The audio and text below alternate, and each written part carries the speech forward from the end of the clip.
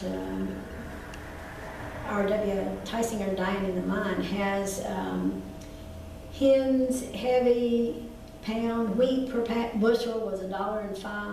I mean, that type of thing from the time. It was in 1935. But, do you have the whole newspaper, or is that just a copy you? it's a copy that my brother gave me. I don't know where I guess he went and got it from the record hall, but I don't have the whole thing. You know, is that from, did Waxhaw have a newspaper? No, that's the Monroe Inquirer. Okay, so that covers the whole county. But they had a section for Waxhaw. Yeah, and they did early on have a newspaper, but. Is that preserved? Does the town hall have? I think that archives? Joyce town hall doesn't have anything. That's what we're trying to get this going. Oh, I don't have my number with me. I may have something. I know I have an article. This is information about the bookstore. And I have an article about the reading room, the Waxhaw Enterprise. Mm-hmm. This was 1938. And it's talking about a group of ladies. And then it went from there too. The Monroe Inquirer had a section in it that was Waxhaw News. But the people would, I know they would send the news from Waxhaw to them. But I didn't know about this one.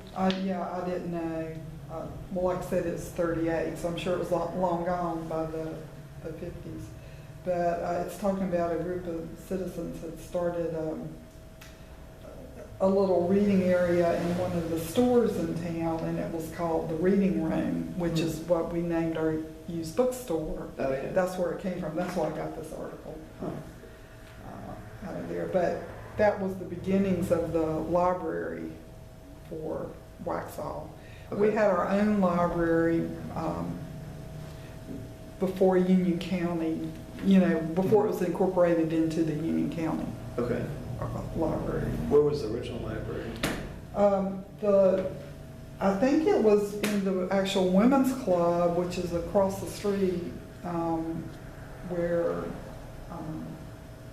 what is over there? Oh, it's where the man cave And and Willfall. Okay. And so they had it there before they actually built the building, which the town owns across from that South Providence School, which is on Providence Road South. Okay. And that little branch library is the smallest in the county. It's, I think, the second busiest branch. We need a new library, which is why we started our used bookstore. We're a nonprofit rather than a used bookstore. And I visit that one very often, but I never did figure out where they were going to build the new library. Well, it hasn't been decided. We are not building it. We are a nonprofit. If you read our mission statement, I know a lot of people. I know, but I know. But anyway, do you know Val Gromlovich? She lives on King Street, right behind the library, in that beautiful yellow house, the old Belk House. She is on the library board, and she's a good person to talk to about that. But they had several sites. I think they had like 8 sites in Waxhaw, and they did not decide on the site. I didn't know where they. I know that the nonprofit, they were going to supply some books and materials for the library, but I didn't know if they had picked a site or not. Yeah, I know that when you mentioned the old King Street Church in Waxhaw too, I went to that when I was little. Okay. And as a matter of fact, I know there was a story with that too, because my brother and I were there, and he decided that, he's at this time was about 2, just barely walking, decided he wasn't going to church anymore, and left church and went up the street. And they couldn't find him, and all the men in the church had gone out searching for him. They found him. He was on his way heading home, and he had gone up the street. He was almost to the railroad track. He didn't get hit by a car, no one picked him up. No, he went up the sidewalk, but he was out tracking. Well, the site where that church was located on King Street is Terry Michelson and her husband Chris built a house there. So anyway, I think that's interesting. And I used to go there, and then they moved from there to the one on 75 now. King. Went to that one too when they moved. Mhm. But I remember going to The original. original one. Was it the whole community? I mean, this is a small community when you were growing up, especially when your dad was here. Did you know everybody, at church? Did you know? Oh, at church you knew Yeah. everybody. You knew But everybody. like if an out of towner were to drive through town, would you know that, well, he's not from Waxhaw? Yeah, you know that too. Mhm. I know that I worked in Lance when I was in school Mhm. in the summers, and I would catch a ride with a person that was working there already, and I would catch a ride with them to go there. I had to get up early in the morning, but there's nothing close by, Yeah. I also worked at, I think, the Winn-Dixie, but I drove at that time to the South Boulevard area. I was gonna say, where was there one day? Yeah, South Boulevard, there was nothing in the Uh-huh. area that we really could do. Uh-huh. What was the first grocery store here?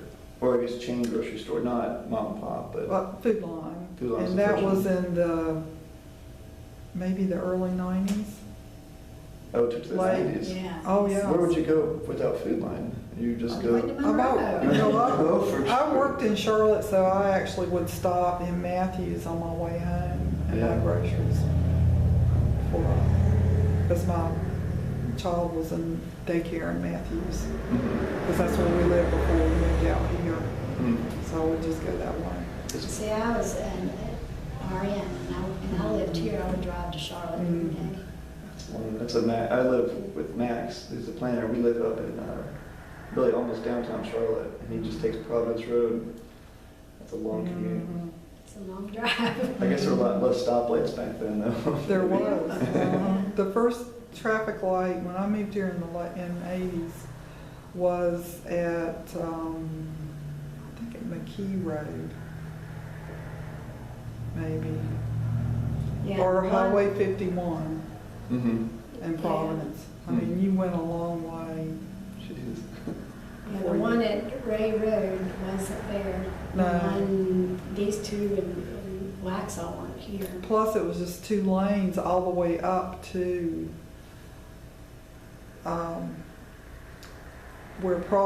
where old Fairview. Providence Road, where that Mhm. V, and there's a gas station that sits at that Yeah. intersection where old Providence, if you're headed out of town, Mhm. goes off to the right. Providence Road was 4 lane till there, and then it was 2 lanes all the way out here. So Wow. it was, traffic would back up. Especially with the No. old bridge being, Mm-hmm. So you just have to just take turns, just you go, I go, you go. So, I mean, rush hour, because Max gets stuck in traffic, and that's 4 lanes. it wasn't Mhm. like that because you Yeah. didn't have all the people living here in the That's area true, at less the time. population. And every time they come in, there's more cars coming in, so it wasn't like that until recently. Yeah, after you got past Highway 51, you would fly, All the way down, Yeah, yeah. because there was not that much traffic, Hmm. but then it started The building. new emergency hospital is Mhm. new there Mhm. too, and that causes a lot of. Oh, I was gonna say, there was a grocery store right here on the corner, right before you get to Rehoboth Road. Right, what was the name of it? Simon's. Simon, it's a concrete block building. It's. And I it's actually bought groceries actually- there a few yeah, times. right across from the, The new City Tavern restaurant. Yeah. Mhm. I went in there several times too, Mhm. when we were growing up to get things, yeah. I'm surprised it wasn't downtown. I mean, that's not that far, but. Yeah, I mean, it's just a couple blocks Yeah. from there. Simon Rogers store.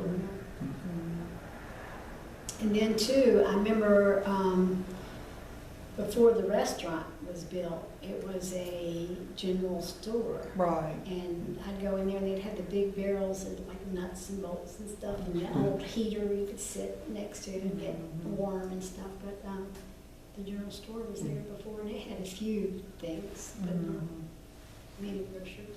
Did they have like a barber shop downtown where the men Oh, would yeah. gather and It's still there. they still do? Broom Barber Shop. It's Yeah.